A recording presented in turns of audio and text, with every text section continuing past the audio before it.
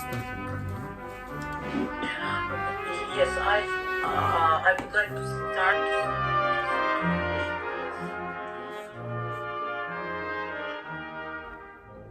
Hello, my name is Alexander Churilov. I'm Robert Bateman, grade 12 student, and this is my interview with Irina Liahina, professor of Kiev Language University in the Department of Pedagogy and Foreign Languages, right? Yes, that's right, absolutely. I'm very proud to be Irina's student, and it was quite challenging to have this interview, wasn't it? I think yes, a little bit for sure. Because of the lack of electricity in Kiev, because of the war which is still going in Ukraine, and I'd like to say that the way we can see your resilience is just a very beautiful example of how Ukrainian people show their resilience. It's just it's very sad to look at, of course, but it's still very beautiful. I'd like to thank you. Thank you too for your understanding and for your support, psychological support, for example. I appreciate it very much. Thank you. Okay, my first question is the following. Well, as I already said, thank you for taking the time to meet with me. And could you tell me a little about yourself and your professional background? Okay, perhaps it's not difficult question, but I work with my students, and I've been working for since my graduation from the university, so it's more than 20 years. What else? I like my job because I like my audience, working with students. It's a pleasure for me. Yes. Thank you. What inspired you to pursue a career in education and teaching? It seems to me because I like communication with people. It's for me very important and still important. It was always important, and this exchanging of ideas with my students, and it means not just teaching as a profession. It's of course very important personal their opinion about what is happening around them. How they grow as personalities. It's also very important. Not just some subjects they have to learn being students. I agree with you. It's a very good question. It's a very good answer. Thank you. How would you describe a typical workday for you, especially during the wartime? Does it differ from the way it was before 2022? Yes, it differs sometimes because we have sometimes, especially in winter time, lack of electricity. We have almost always unpredictable days, as we have rocket attacks very often, and the war, it's of course made a lot of changes, and it seems to me, despite we are trying, I mean, all citizens of our country, we are trying to resist, and we do it. It's really difficult thing. As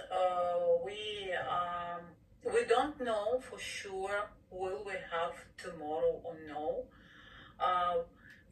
Will we wake up? No. And yes, this is our reality. But it seems to me, not just me, but my family and my colleagues, we have the same feeling. It seems to me that we appreciate what we have. It seems to me we started to appreciate more our lives every day. Became for us more something that we have to perhaps not just appreciate, but we have to do a lot of things. We plan that we don't have perhaps much time, and we have to pre-plan everything and have time to finish it, finish things we have planned. And we have, as we have good results of our plans, as we do our things we have to do, it's okay. We have, as our citizens of our country, we perhaps feel happier because we did what we planned, despite war, despite difficult circumstances we have every day. Thank you. It's valuable. And would you say that a professor's schedule is different from the student's schedule? Sorry. Oh, I meant, do you think, would you say that a professor's schedule is different from the student's schedule in university? Obviously, it's difficult. No, it's not the same. Yes, it's not the same, but we have the same thing. We work. My students work for their future, for to obtain their future profession, and we work for them, for their future. So we together work. What time do you start working? Usually in the morning, but it depends. It depends. Yeah. I see. Thank you. How do you maintain balance between your personal and professional life? I try to go in for some sports. For example, in summer, I like swimming, and I swim sometimes. I go running. In winter, it's more difficult, of course. Of course it is. Walking. I try to walk as much as I can. It's nice. If I have some time, I try to walk, not use my personal or public transport. I see. How has your experience of living in Kiev shaped your professional outlook? What I mean is, do you think working in the capital makes your professional life different? If, for example, you work in Odessa or another city, would it be different in your opinion? Just to imagine. I can't compare because I didn't have experience in working in Odessa or in other city, but it seems to me it's the same. I So don't no think difference if it's the no, capital. not difference. Perhaps if it's a little village, yes, there is a difference. Yes, probably.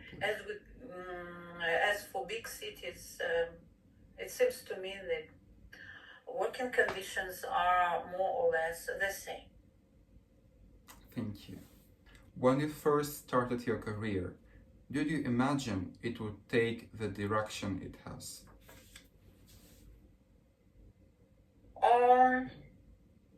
No, I don't think I imagined I would take exactly the direction I have today. When I started, I was hyper focused, perhaps on not on pedagogical approach. I was dreaming about field of translation. Translating for me was more attractive, but with time I realized that I have a lack of communication, and that's why now I still work with my students, and I have pleasure and receive pleasure of working with my students, and it seems to me that I can be proud of my work and of the profession I've chosen. Well, I certainly am. I'm very, very thankful to you. Thank you. Are you happy with the professional choices you've made over the years? As I see you are. Yeah, sure. What motivates you to continue your work in university? My primary motivation is the students, as I told you, students themselves. Seeing the intellectual growth and transformation, especially as they develop critical thinking skills and a deeper global awareness, is the greatest reward. Thank you. Have your goals or ideas changed throughout your professional journey? Of course. My fundamental ideal of contributing to knowledge hasn't changed, but my goals have broadened. Initially, the goal was, as I told you, just work with translation, then communication, and now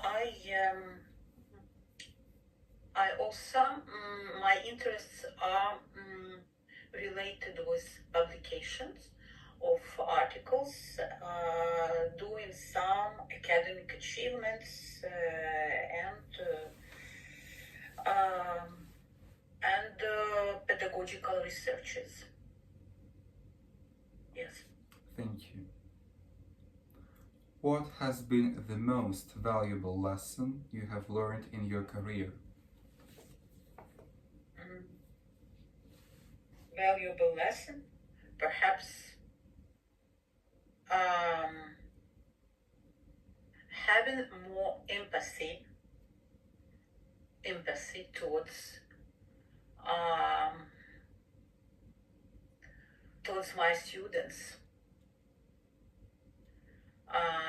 It seems to me that today, when we live in such difficult times for our country, support, psychological support, empathy are very important. And despite we think that in the university students have to learn as much as possible about their profession and be ready to work in their fields, chosen fields. I think that the most important thing is for them learn how to live in everyday life, how to be a good citizen for everybody. It's the most important thing.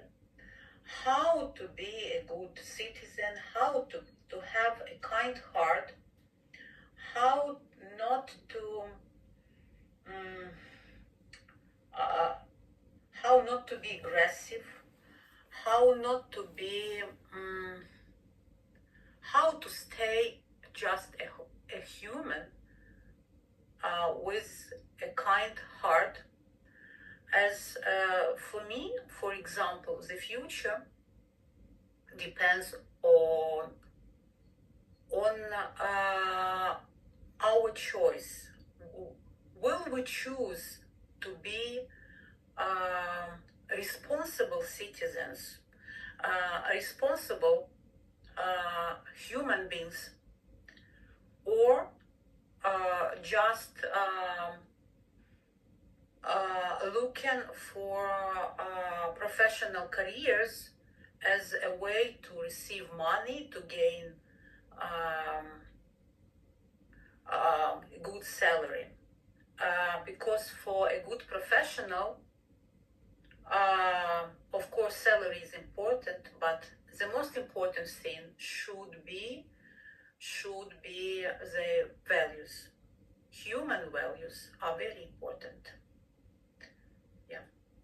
Thank you. What specific training or education was necessary for your current position?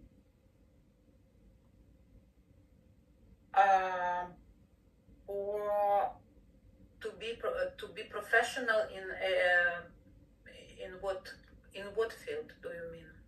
Well, in your field, so pedagogy and languages, of course. So probably a university degree, right? Of course, it's for sure. It's like in every country the same. Ukraine is considered to be a developing country, but we have a very high level of education in every field, and we can be proud of our level of education. Of course, we have to choose a right university according to your professional choice, and will receive the possibility to work not just in Ukraine, but it seems to me our specialists can be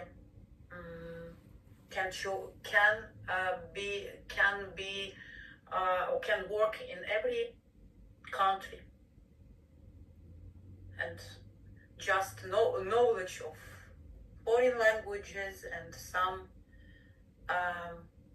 documents that prove that they are able to work it depends on the country, but for sure we Ukrainians can work like other citizens in all the world. Of course. And what school you graduated from? I mean, was it a specific school, like languages school, or just a normal secondary school? Not specific. We specialized school in Kiev with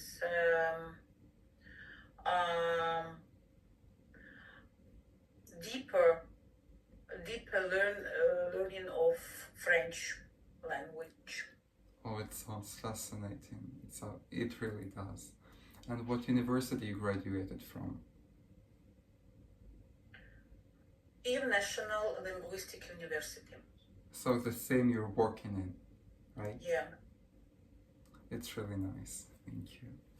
Are you involved in any professional or academic organizations? Yes. Yes, I am. I'm member of TESOL, International Association. Thank you. What advice would you give to someone who's just starting out in your field?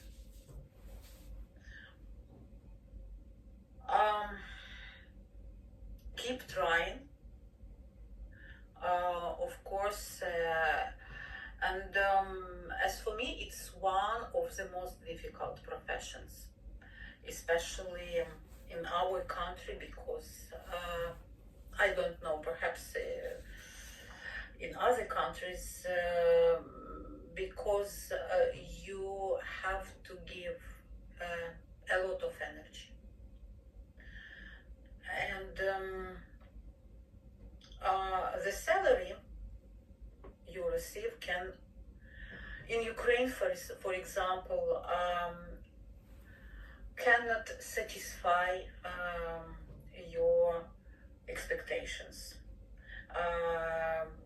As I know, it's one of the lowest salaries in Europe. So you have to know about it before. But if you love your profession, you can find other ways where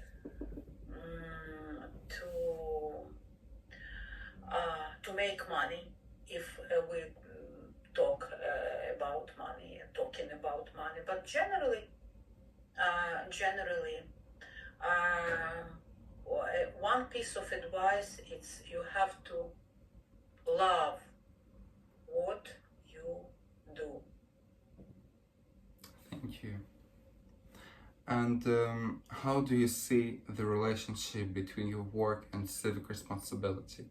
You already kind of mentioned this idea, in particular, developing critical thinking in your students, making them good citizens, but can you deepen it a little bit? Maybe like explaining the way you do it.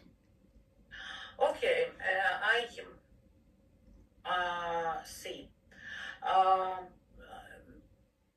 Not explaining. It seems to me the most important thing is giving your personal example. Because if you explain a lot of things, how someone should behave, but your personal behavior or personal way of thinking is different, I don't think it works. You have to be a good example for your students you work with, and you have to work with, first of all, with your own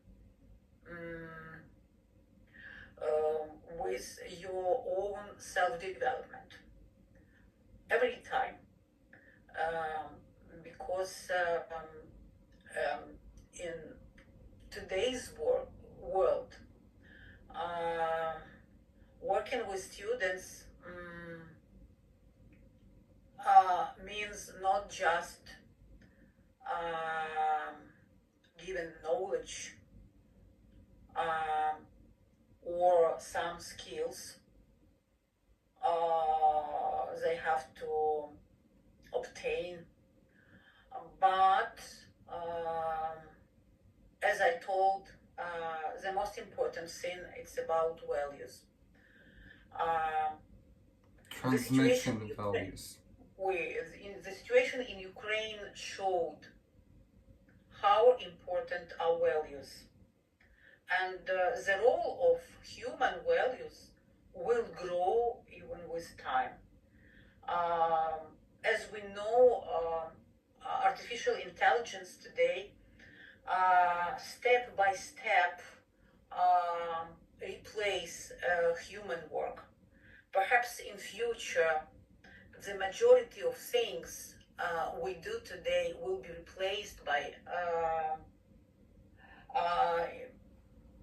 artificial intelligence, but the crucial thing is our values, human values. That's why I think it's most important. Thank you. Would you agree that the role of education in shaping society is very important? Of course, it's without any doubts, it's very important. And if someone doesn't realize the importance, the price is very very big, because if you investigate in the education, you investigate in your future, in the future of your children, and of your future generations, and the future of all our planet, our civilization. Thank you. My next question is the following. Have you noticed any changes in students' interests in social or political issues in recent years? As we are talking about politics, yes, it seems to me that the whole world can see the results of politics today. And our war in Ukraine, I mean that Ukraine is still at war, and we cannot see the end of it. Is the result of perhaps underestimating the role of politics, the level of politics. They sometimes I'm shocked by the low level of politicians. They lack of knowledge, even elementary knowledge in their field. And it's desirable for politicians to learn more history in a deeper way, to be good examples to follow for other citizens, because today many politicians show that they are not ready to resolve challenges we have. So my next question is, how do global political events or conflicts influence the academic environment?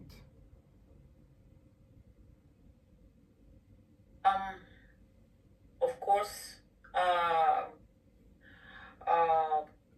they have influence. And the role, it depends. Today we live in difficult times as the main political players want to change the rules.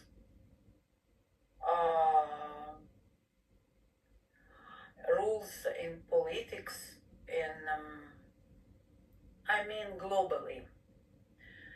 And the growing role of China proves it. As you asked about the education,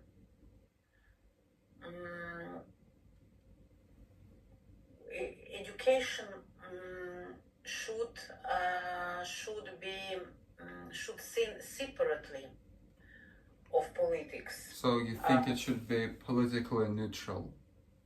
Yes, it shouldn't be like in Russia. In Russia, be influenced, and the role of propaganda shouldn't be. Sorry, if, наверное, вырежете это, я просто тоже не знаю, как сказать. Я, ну, то есть, I would like to say that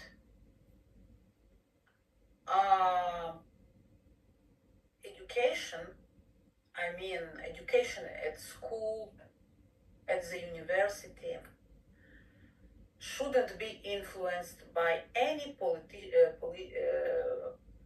political parties or any political influence. And the citizens should have a complete freedom here, and they shouldn't be forced by the teachers or administration or other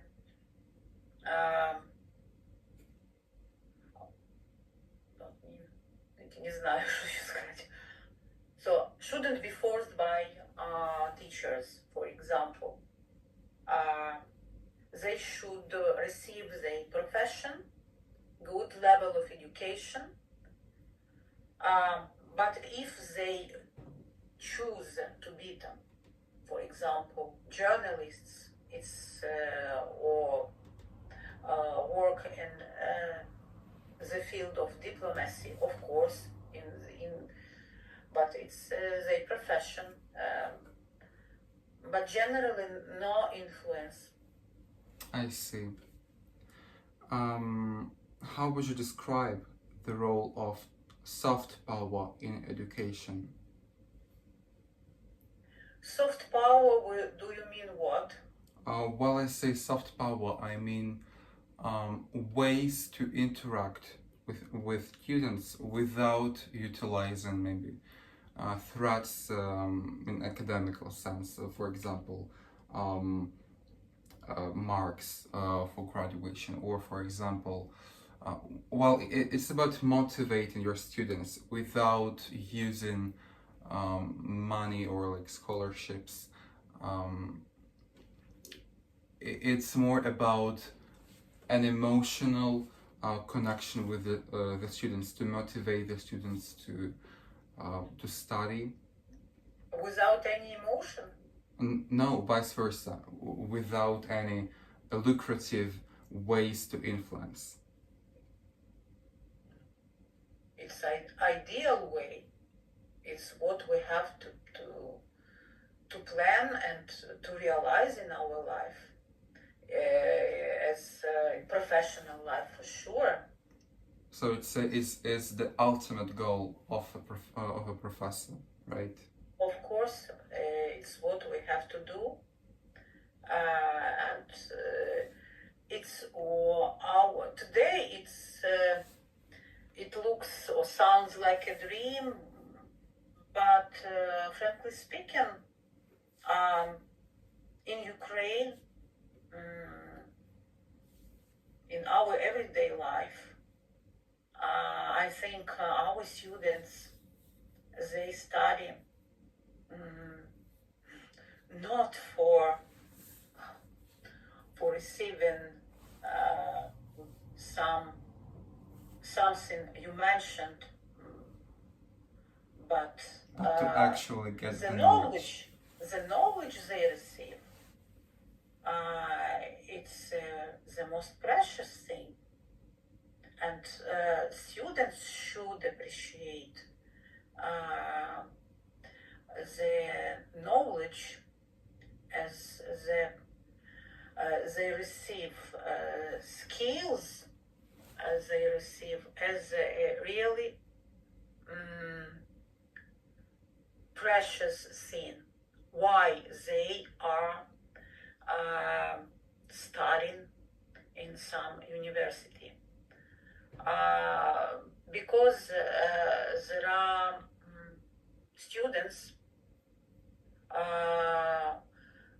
who chosen the university not because they want to have some chosen profession, but their parents forced, or because their profession sounds being profitable, or because it's a very popular, very popular profession, like, for example, being a journalist or being a diplomat, for example. But it's not for everybody. Yeah. Do you see being a professor, being a teacher, as a certain form of a cultural ambassador? I mean, of course, your profession is part of it. It's transmitting knowledge and transmitting culture to your students. So, would you agree on the following statement? For 100%, I agree.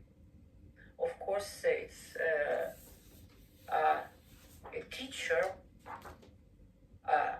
is always, or should be always, an ambassador of a culture. It transmits the culture, and for sure, the statement is true for 100%. Thank you. In your opinion, what are the biggest ethical challenges educators face in politically complex times as today? Challenges, political. Ethical challenges, maybe. Ethical challenges which are related with politics. Yes, with politics, with modern day, as the so-called new ethics, when you have to be very kind and gentle. You can't say things which maybe seem offensive to someone.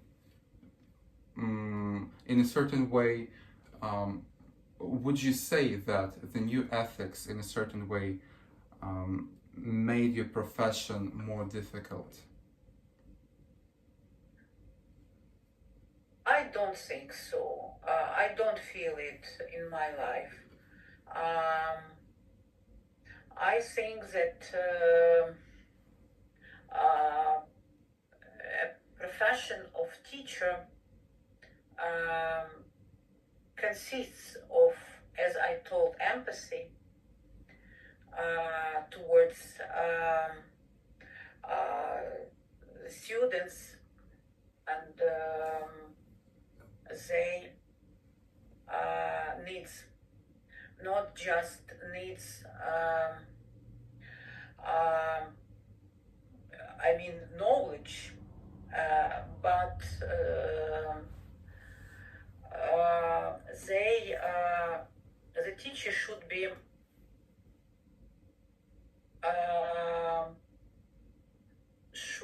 treated, or teachers should be like friends in some ways for their students. As we live in times of artificial intelligence, of times when students spend a lot of time not just playing, but working on a computer, they have a lack of real communication. And sometimes teacher can substitute the role of friend, the role of someone who can help, who can hear, who can support. And the role of, as I told, support is growing and will grow in the future. As I told, because the majority of time students spend not communicating with their group mates, with friends or family, but with a phones, smartphones, computers. That's why teachers here can help. Thank you. And as you are a French professor, we'll lean a little bit more on the French culture part, cultural part of our discussion in general, and distance a little from the educational and political realities. And my first question in this section is the following. Has the French language itself, I mean, its structure, its fluidity, its history also, its cultural richness influenced your professional choices of the way you think? Yes, for sure. I think that French language and French history has and always had a great influence of me, as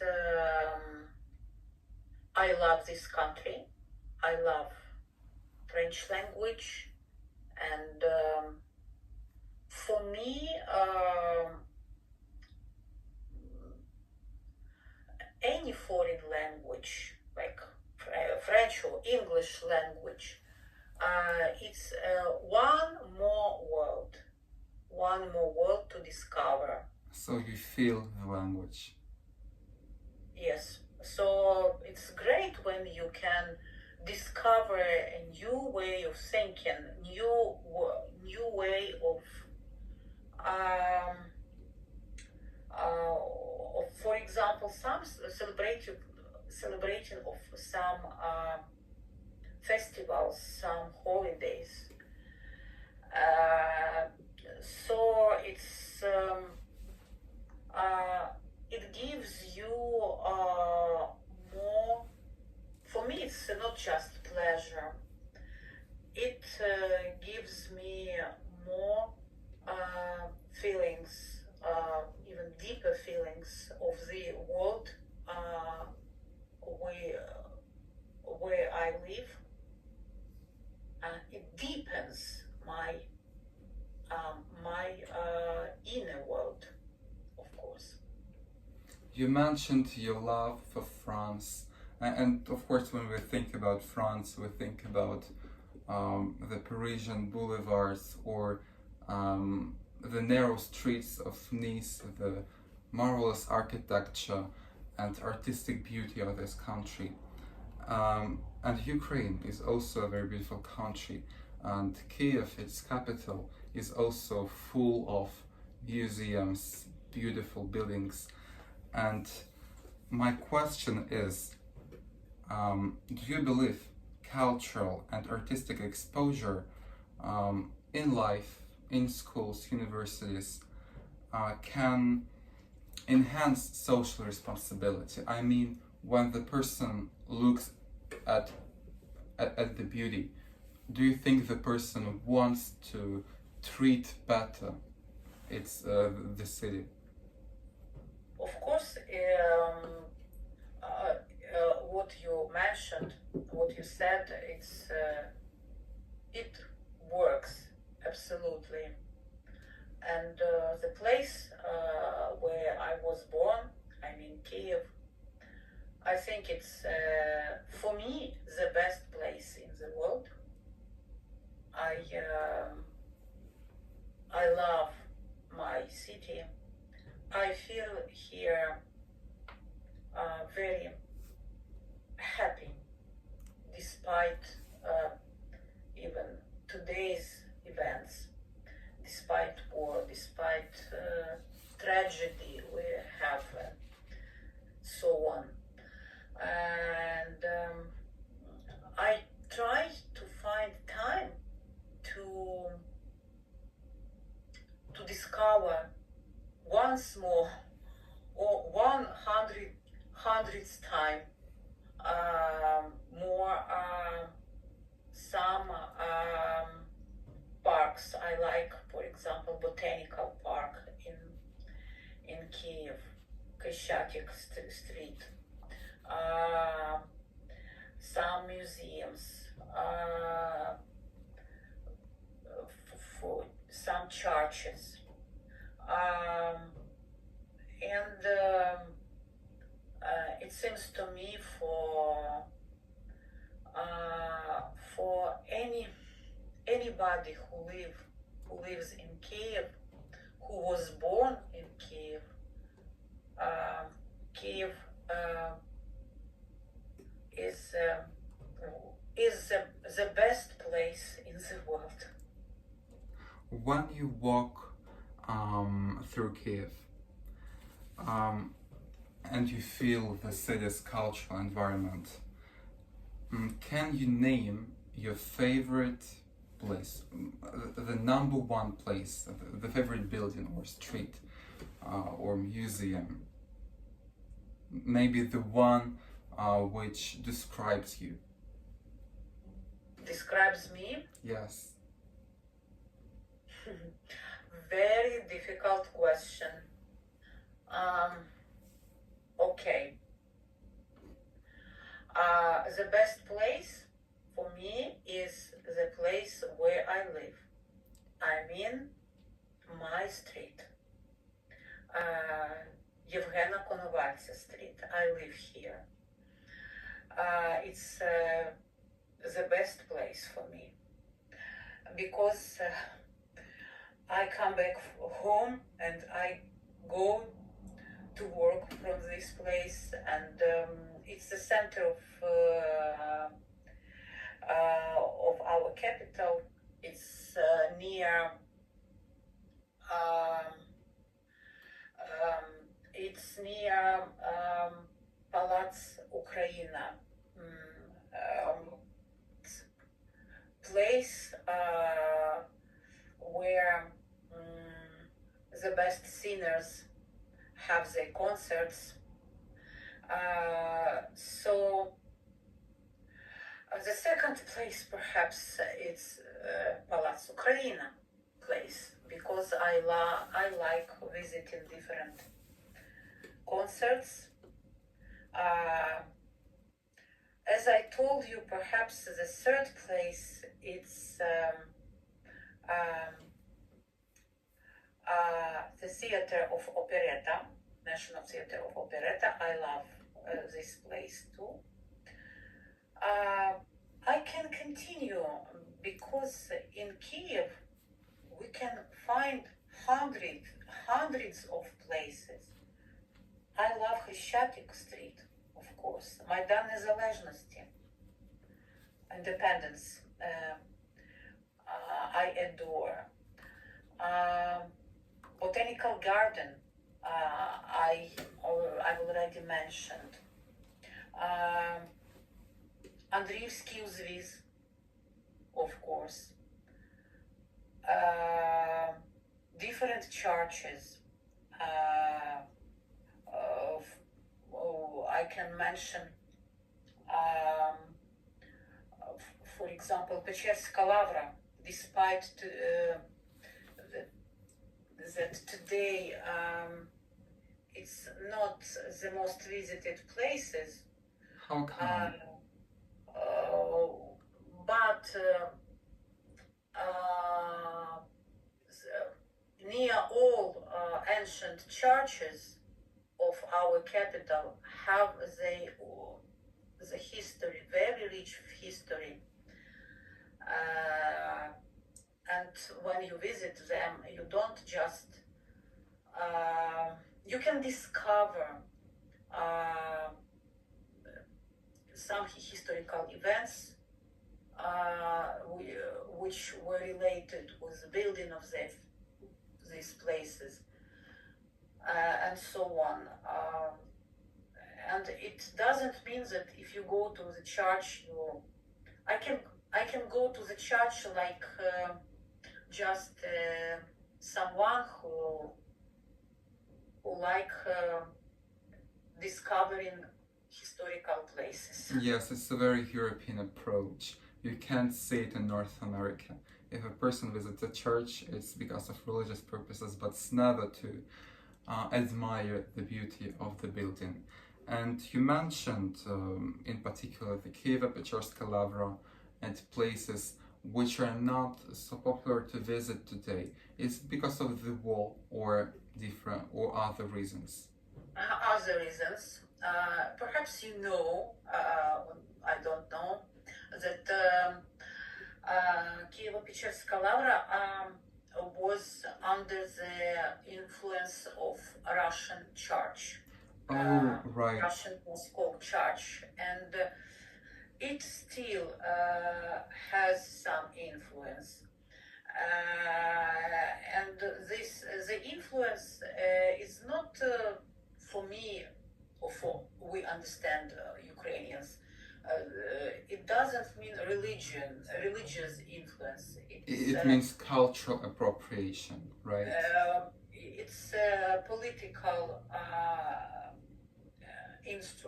instrument of influence, and playing with religious beliefs, or it's a really crime, as I understand it. So, as I know, the number of visitors to Kievo-Pečerska Lavra today is not so big, and some people like me, for example, visit this place because it's a part of our history, and I don't when I visit it, I just admire the beauty of the building, and it's the part of our history, and these places are priceless for me, as they are priceless means they are so important for our history, that we should uh, keep them in a good order, in a good maintain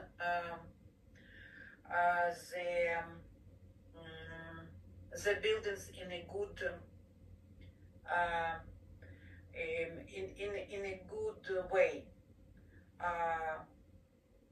for our future tourists and for today's tourists, because despite the war, I want to admit we have tourists, we have people who visit our capital, and as for me, I visit also different parts of our country. For example, I visited Chernivtsi. I visited other Lviv, for example.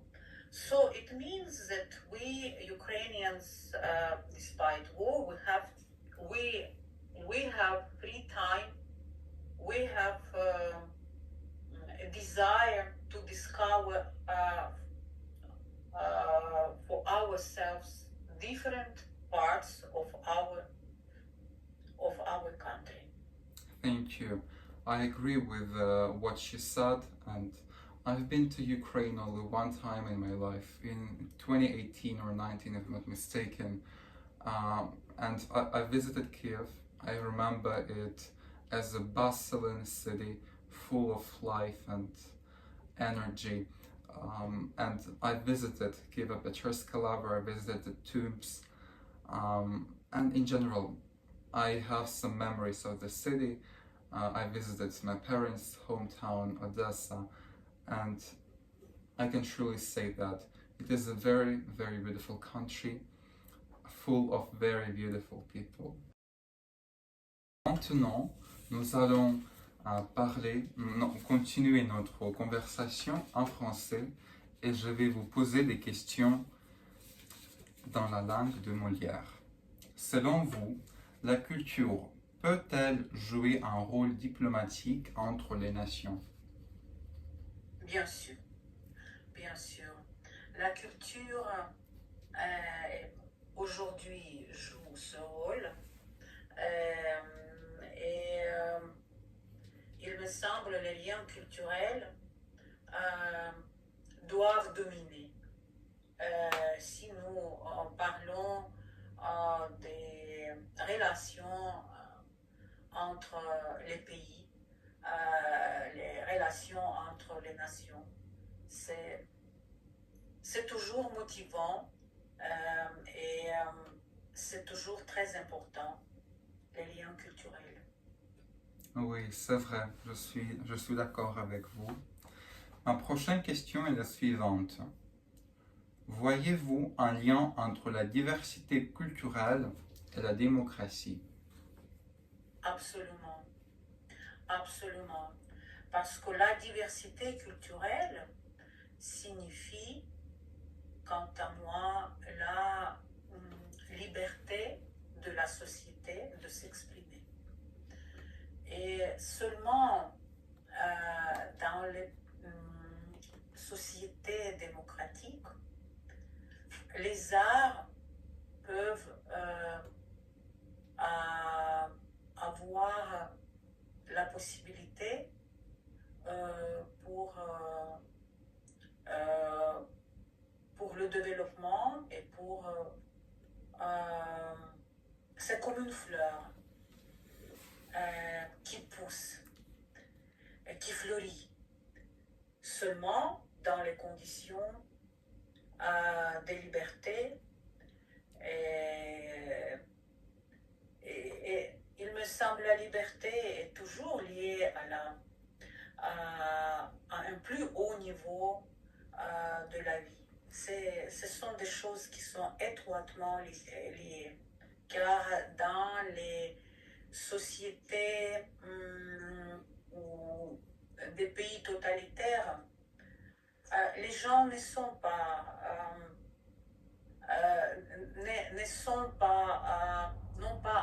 cette possibilité d'avoir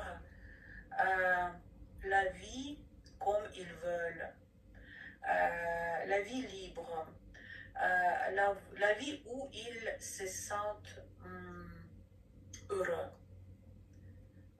Et nous devons vivre pour nous sentir heureux. Merci. Merci. Et maintenant, j'ai une question assez particulière. Avez-vous remarqué des ressemblances entre la culture française et ukrainienne dans leur rapport à la culture et à la société? Oui, Oui. j'ai remarqué. J'ai remarqué. Il me semble que nous, les Ukrainiens, comme les Français révolutionnaires, nous voulons avoir plus de liberté, comme les Français. Et je suis fière de cela, que nous voulons être libres. Nous ne voulons pas être esclaves. Nous ne tolérons pas cela. Et comme les Français. Voilà. Je vous dirais que je n'ai jamais pensé de cette question en utilisant ce point de vue. Mais maintenant, quand vous avez exprimé ces idées, je veux vous dire que je suis absolument d'accord et c'est une vraie ressemblance. Oui. Et quelle valeur universelle, selon vous, l'art et la culture peuvent-ils transmettre aux jeunes générations? Les arts sont liés toujours à l'admiration. C'est un sentiment, quand vous voulez. L'admiration, c'est un sentiment assez complexe. Ça signifie que vous avez un désir de voir la beauté, de l'apprécier. Cette beauté, et peut-être vous allez avoir une envie d'être heureux. Et quant à moi,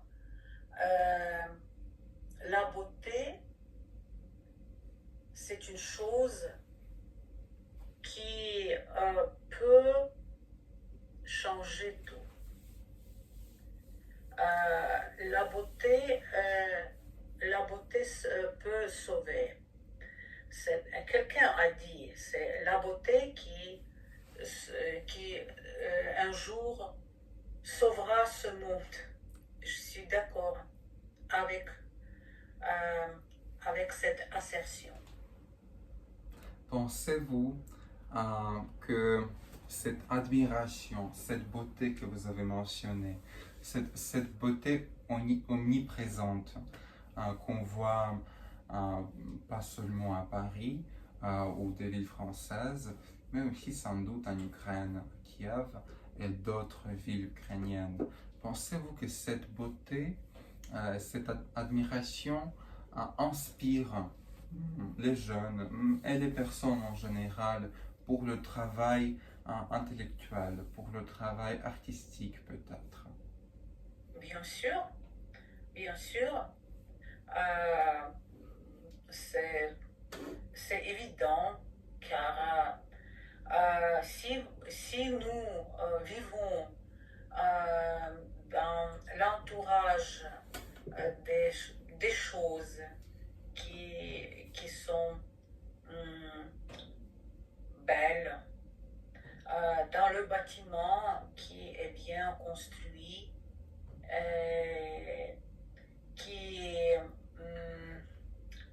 qui nous donne, qui nous inspire quand nous le regardons, quand il donne des sentiments positifs, nous avons un désir de travailler plus et de peut-être travailler plus, la productivité augmente et le sentiment d'être nécessaire